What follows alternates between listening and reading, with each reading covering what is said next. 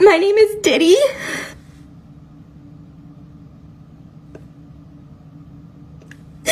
And I'm non-binary. My pronouns are she, they.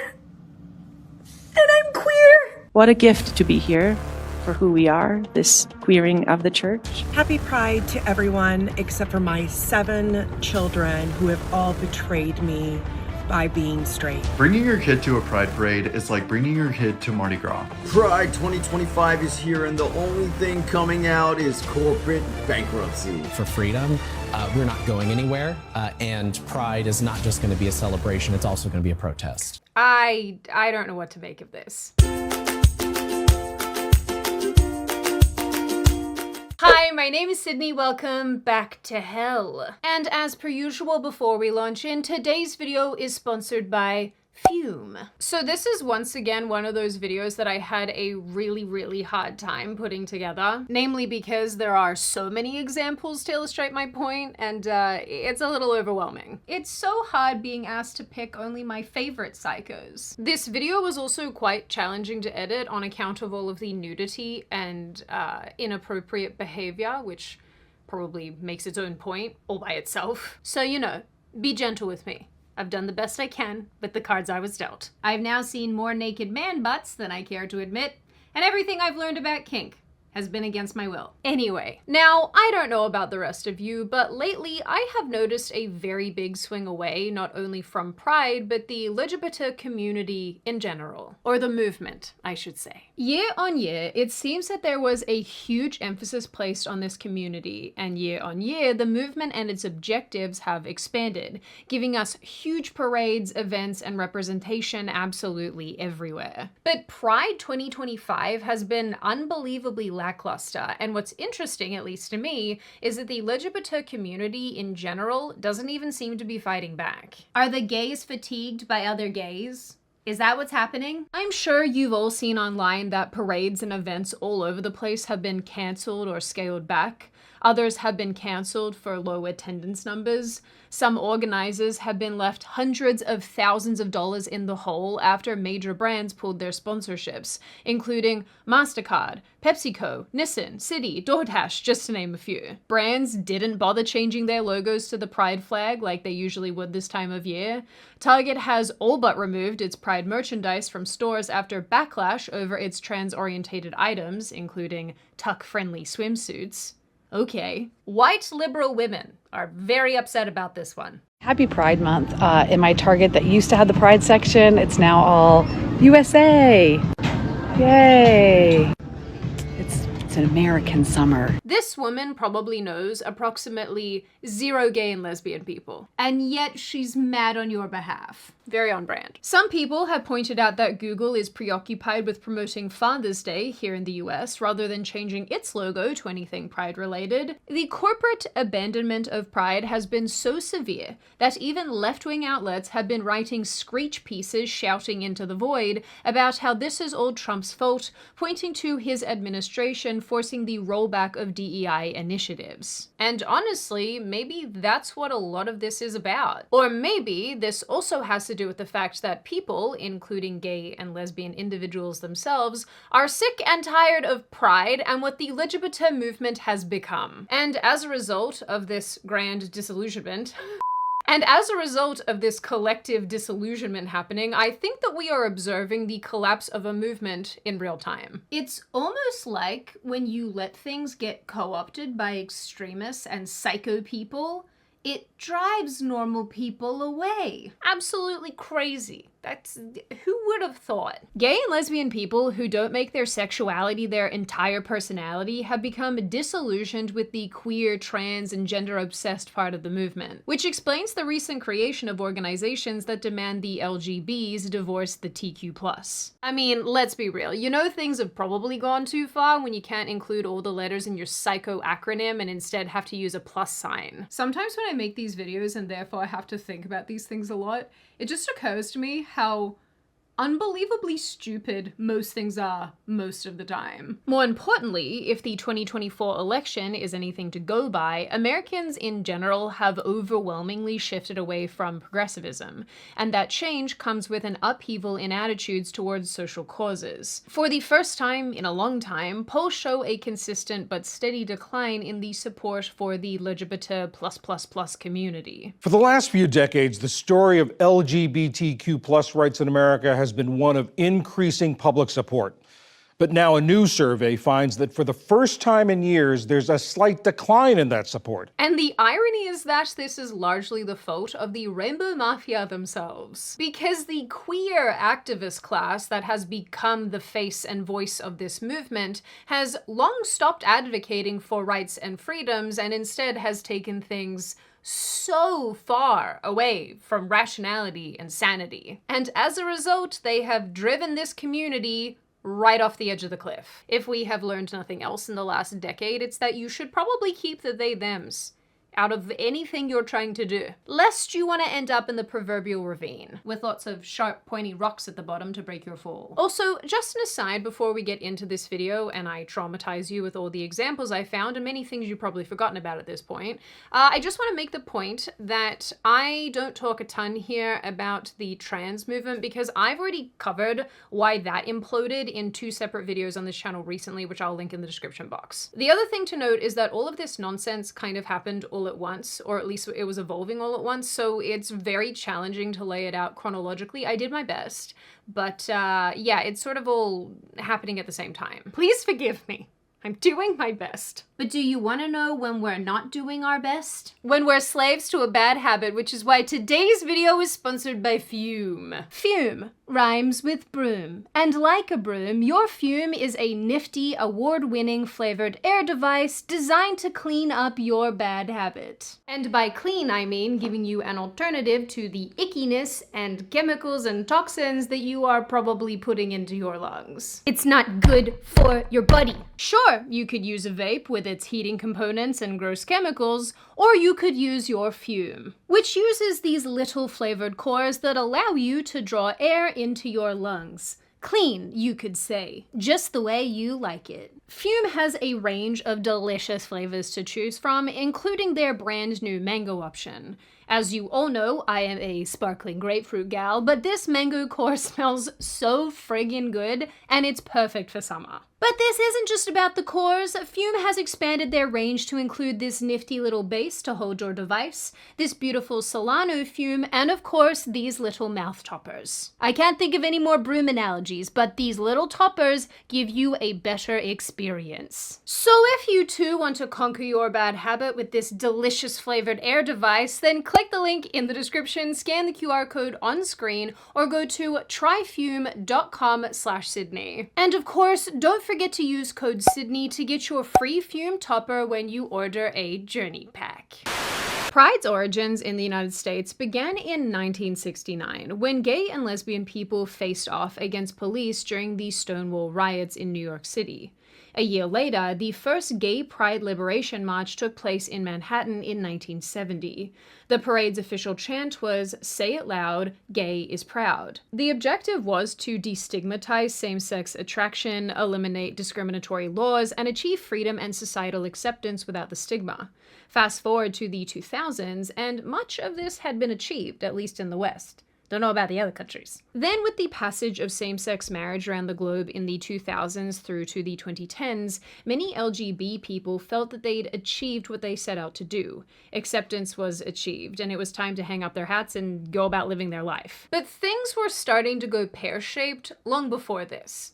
When I say that, I mean that the seeds of stupidity had already been sown. In 2009, trans issues took center stage when Obama included transgender in his June 1 Pride proclamation.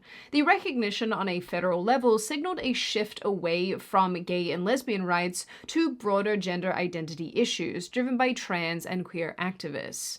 This opened a bigger can of worms than anyone could have possibly imagined, leading us down the path of men in women's spaces, men in women's sports, debates around bathroom access, medically transitioning minors, and performing irreversible, life-altering operations on vulnerable adults. Very good. Not to mention all of that forced neo-pronoun use in government and workplaces and schools. They really love some forced compliance. It was even here that some gay and lesbian people felt that their movement was being co-opted and overshadowed. Soon, everything was about the T and later, the nebulous Q+ part of the community. Between 2016 to 2018, the rainbow flag went through a metamorphosis of sorts, getting a makeover with the Philadelphia and Progress Pride flags. There's so many P's in all of this. Adding stripes for non-white people and trans identities.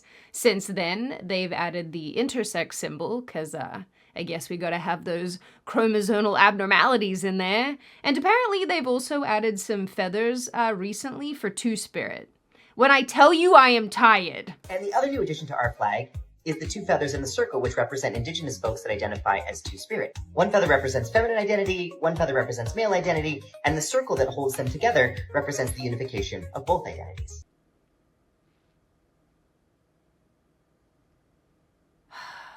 This is getting stupid, right? I'm not the only person that thinks this is getting stupid. Anyway, by this time too, LGBTQ+ was ubiquitous in media, policy, and education. The Obama administration in particular had long been using LGBTQ+ in official documents, and media outlets adopted it in style guides by 2017. Somewhere along this road, Canada went even further, rolling out an even more absurd acronym, 2S LGBTQI+, in official speeches and other documentation. There's been a dramatic spike in violence and discrimination targeting the 2S LGBT community. It's Pride Month. It's a time to celebrate the 2S LGBTQI+ community. To accelerate social and gender justice for 2S LGBTQI+ people in Canada. I love watching all the videos where politicians are struggling to say this acronym. Watching them stumble over it is honestly beautiful to me. That's what you get for being moronic. This expansion wasn't just symbolic. It signaled a broader shift to include niche identities, which led to the rise in the hundreds of sexualities and gender identities we see all over TikTok now, from non-binary to xenogender. And let's not forget GenderWiki. This has always been a fun place if you want to take your brain there and then hate yourself. I also especially love this entry, which is heteroromantic, which describes individuals who feel romantic attraction to people of a gender different than their own. Within the split attraction model, its sexual orientation equivalent is heterosexual. So it's just straight with extra steps. Got it. That just sounds like slavery with extra steps! Then, because we actually live in hell, polyamory and thruples and other odd relationship dynamics got lumped into the movement and started showing up absolutely everywhere. By 2010, polyamory was highlighted at Pride events with workshops and floats, confusing people who thought that Pride was about same-sex attraction and not some commentary on relationship dynamics. Critics, even within the community, started to say that this was too much, too complicated, too far from the original fight. Hi guys, if you're new here, I'm Dana. I am in a polyamorous throuple with my partners Gabby and Eli. This makes me feel unsafe. And because of all of the insanity coming out of the movement, by 2022, groups like the LGB Alliance were pushing to separate the LGB from the T and the Q+, arguing that the community was being co-opted by insane people. Once again, when your acronym needs a plus sign, maybe it's trying to do too much. Now, all of this on its own was incredibly bizarre, and people were already starting to feel very fatigued, especially considering that the LGBTQIAXYZ community and agenda was showing up absolutely everywhere, in politics, in the cultural space, in the social space. But then there was the push to get kids involved, and this, just like with the trans movement, was where a bunch of people noped out. All you ever have to do is leave the kids alone. It's not that hard. In the mid-2010s, Drag Queen Story Hour started in San Francisco, with drag queens reading to children in libraries. This led to an almost immediate backlash. No surprises there. Critics did not see this as an expression of tolerance and inclusivity, but adults in provocative outfits pushing adult themes onto kids. It also didn't help that you didn't see drag queens showing up at retirement homes or homeless shelters. They only wanted the kiddies. Drag Queen Story Hour had a multitude of problems outside of the obvious. Many performers were not properly vetted, as some had previous criminal convictions for fan of the playground behavior. Then from Drag Queen Story Hour came the idea that it was fine overall to have drag queens performing for children, which led to wholesale, borderline stripper-esque performances in front of kids and their families. Some videos went viral where children were encouraged to give money to the men while they danced. Chicago now at the center of controversy once again. Critics are tearing into a drag story time for toddlers held at a public library. Protesters on both sides of the issue clashing outside as leaders refuse to cancel the event. The library says it's all about inclusion. Nervous? Yes. How come? Do I look scary? Do you know what I am? No? I'm a drag queen. If a drag queen wants to read you a story at a library, listen to her, because knowledge is power. And if someone tries to restrict your access to power, they are trying to scare you. No! Then all of this started showing up in schools and school curriculums all across the Western world. Although, unfortunately, in a lot of ways, this does sometimes feel like a uniquely American, Canadian, Australian English problem. Don't know why we've collectively lost our minds. By 2019, education institutions were all in on drag queens and gender identity. California mandated LGBTQ+ history lessons, and TikTok blew up with teachers showing off pride flags or pronoun lessons in classrooms. And of course, we all remember the photos of the gingerbread person and the gender unicorn. This makes me feel like Derek in Zoolander. Gingerbread man! Man! Merman.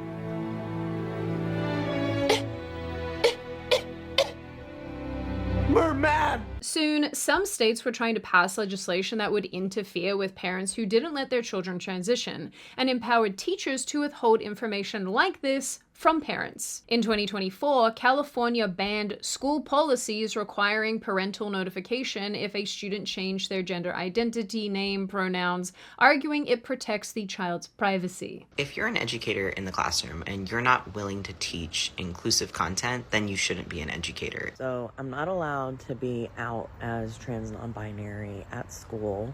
Do not come up in my comments saying that I am allowed, because I'm not. I live in Louisiana and it sucks here.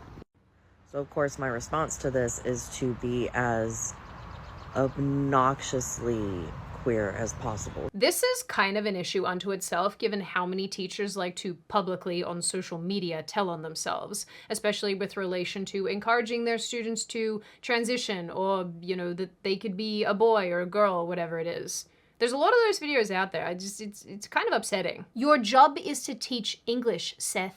Worry less about your students' genitals. Then there were the battles happening with relation to LGBTQIA/XYZ books in school libraries. Books that sometimes depicted adult acts and other inappropriate themes and content, particularly for elementary-aged young people. In Australia, we call this primary school. And now the details. Librarians at the Central Bucks School District have been ordered to remove 2 titles from library shelves. Both books deal with LGBTQ issues, and it's the first book ban under a controversial new policy passed earlier this year. Parents railed against this, saying that they didn't want their children having access to what essentially rhymes with corn, if you know what I mean. Activists argued that this was bigotry and narrow-minded. Nope, just don't think 7-year-olds should see men giving other men the old, you know, suckerfish treatment. So Pride Puppy was the book that was used for the pre-kindergarten curriculum. That's no longer in the curriculum. That's the one where they are supposed to look for the leather and things and bondage, things like that. It's not bondage. It's a woman in a leather. Sex worker, right? No. No? That's not correct. No. Gosh, I read it. It's a drag queen and drag queen and drag correct. queen. The leather that they're pointing to is a woman in a leather jacket. And one of the words is drag queen in the survey. And they're supposed to look for those. It is an option at the end of the book, correct? Yeah, okay. This is not kid-friendly at all. Nope, not even a little bit. This video is very hard to film. Yeah. Gee willikers, this is probably where all of those accusations of grooming have come from. People say gee willikers anymore, is that a thing? I hope it's a thing. Around the same time, mainstream kid shows were including LGBT themes in their episodes. Blue's Clues dropped a pride song with drag queens singing about different family dynamics. Let's not forget the little beaver here with the double mastectomy scars. The show Ridley Jones introduced a non-binary character, and Rubble and Crew added subtle queer themes. Yeah, we see the trans-colored socks here, okay? We see what you're doing. Some online shows were created with the express purpose of talking to kids about gender identity and the LGBTQ+ agenda. Parents started asking, why are preschool shows teaching gender identity, and why are you telling my little boy that he can be a little girl? Then there was the emphasis on not only drag queens generally, but drag kids. And this, I fear, is where we, yes, went off the edge of the cliff, fell into the ocean, sunk down into Mariana's Trench, and then got eaten by plankton. Or algae? What is at the bottom of Mariana's Trench? The little guy with the light? I'm sorry, I'm not well. In 2022, a Dallas event called Drag the Kids to Pride had children dancing with drag queens while adults tipped them. That is not a sentence I ever thought I would say. In the club's background, there was a neon sign that read, "It's not gonna lick itself." And I know that you guys are clever enough to understand what that means. So, yeah, super appropriate, love this. Years earlier, children like Desmond is Amazing and Nemus Gold caused a stir after both children appeared in numerous videos performing for adults. People online were extremely upset about both kids, particularly after Desmond is Amazing was filmed doing drag for adults in a bar setting, with the adults throwing money at him during the performance. So there was this song that my dad used to make us listen to when I was a kid, and the lyrics were, "Rip, rip, wood chip, turn them into paper." And somehow I just thought of that and was reminded of it, talking about these men throwing, you know, dollar bills at little boys. And I don't know, I feel like that's poignant and applicable, if you catch my drift. I want to force them into the wood chipper head first. I would define myself as an inspirational drag kid. But if I had one word, I think it'd be amazing. Back in 2019, the magazine Huck also highlighted Nemus Gold and his journey as a child drag queen. The accompanying photos with the spread were a bit grim for many readers. I'm not going to include them because it's kid and it's a bit weird. Anyway, these are just two children. Soon we had shows like Kids in Drag that documented young boys participating in a drag competition, or Generation Drag, produced by Tyra Banks, which featured 12 to 17-year-old kids preparing for a drag ball, whatever that means. And I mean, like, speaking of shows, over the years we've had all sorts of these things that highlight trans children or babies or non-binary 3-year-olds. I'm not sure what's worse or if there is a worse, but eventually all of this culminated in people calling to have children at Pride around kink, and the promotion of kink at Pride in general. Some of you might remember a particularly notorious New York Times article published in 2021 where a mother argued that she wanted her child at Pride around the inappropriate behavior because it was part of the community. And seemingly, a lot of other people agreed, because then we had an onslaught of videos and images popping up year on year, showing children with naked adults looking at those in fetish gear, watching people simulate adult acts on one another, while little humans watched on wide-eyed. Why is this a thing? I'm just gonna ask you a few questions real quick. So, what is going on with you being naked? I mean, is there something it's wrong legal with here. You, or, I know it's legal here, but you got kids all around you, and I noticed I've been sitting across the way reporting on the event, and every single time kids walk by, you're enthusiastically waving at them, trying to get their attention. In case you're wondering why so many people are starting to no longer celebrate Pride, I will show you exactly why. Because when you go to a Pride parade in New York, you see a child right next to a topless woman who looks so excited to be there. If this were a straight man on any other month or even day of the year, this person would be charged and put on the sex offender list. I don't understand the double standard here, because this is the same exact thing. Stop using Pride as an excuse to get naked around children. Howdy, my name is Julie. I'm an adult human female, and I just want you to know that children do not belong at Pride events.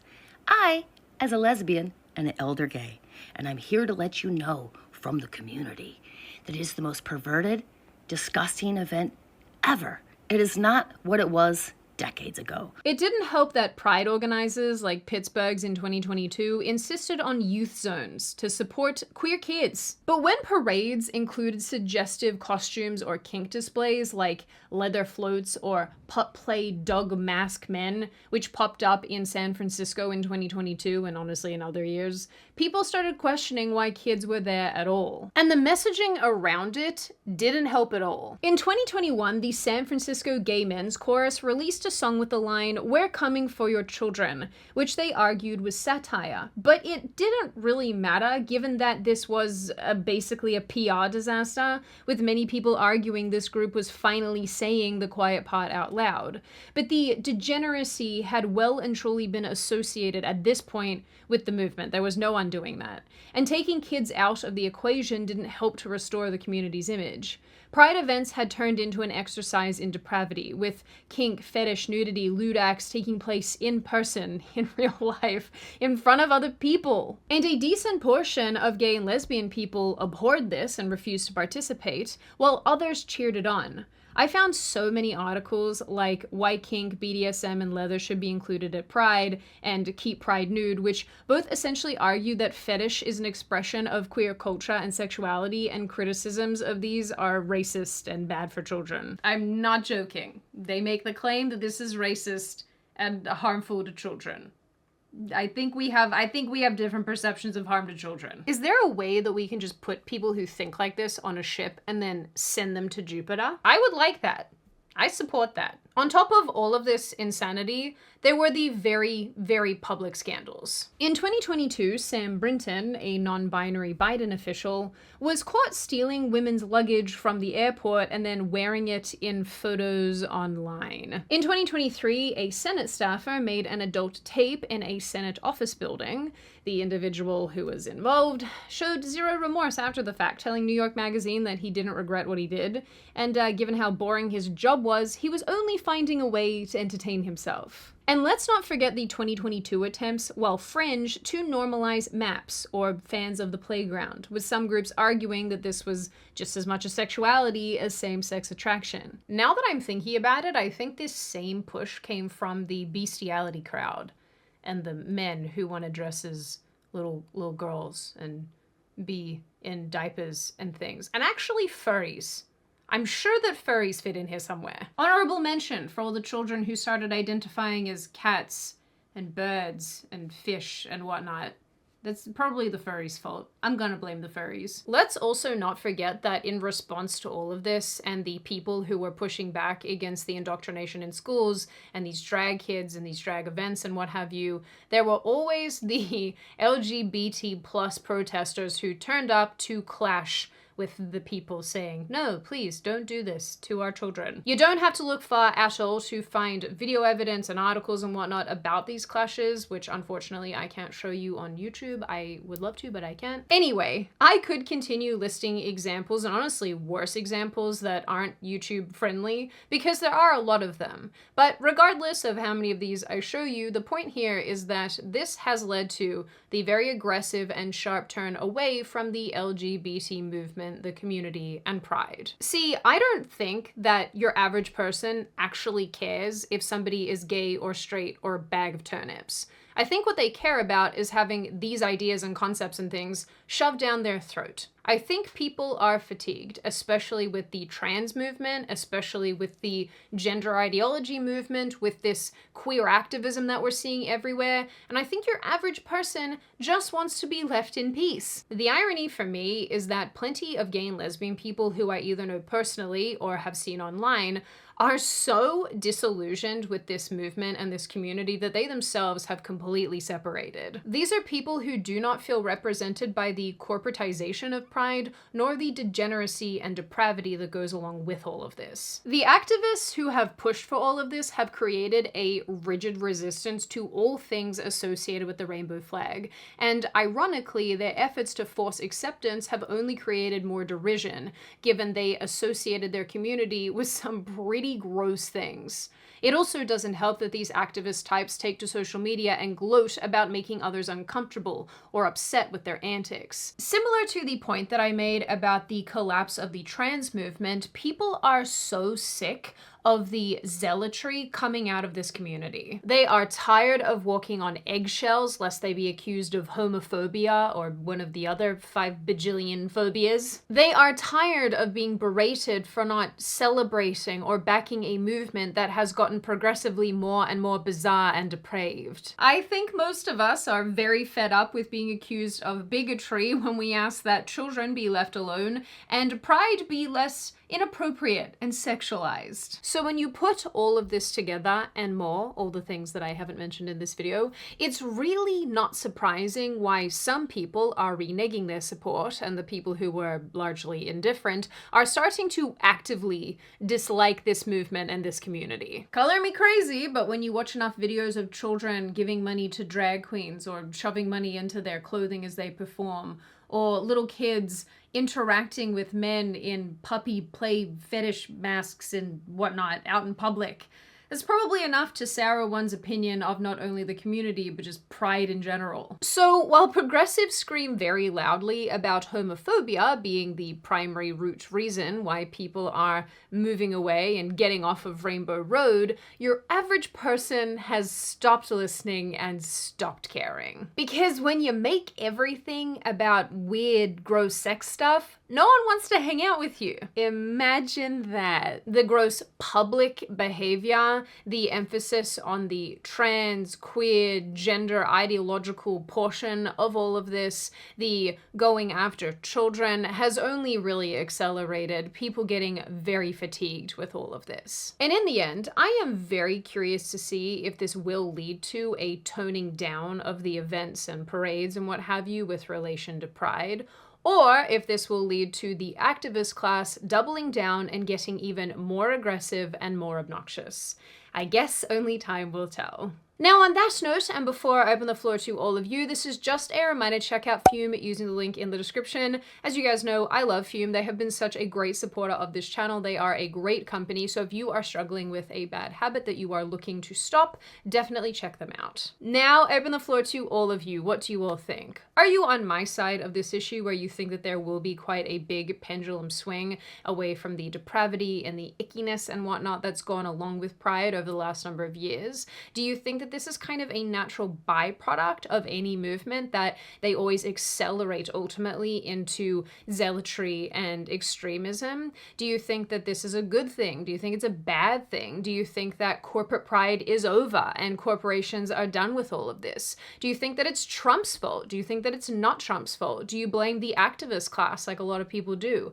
And what do you generally make of this issue overall? As always, if you have made it this far in the video, congratulations. I always like having you along for the full ride. If you are new here and you are not subscribed already and you would like to see more of me and more of this kind of content, feel free to subscribe to the channel, as well as leaving this video a like and a comment, because I do read the majority of them and I like hearing your feedback. Of course, and as per usual, I hope you all stay safe and well, my lovely little petal babies, and I will see your wonderful pretty faces in the next video.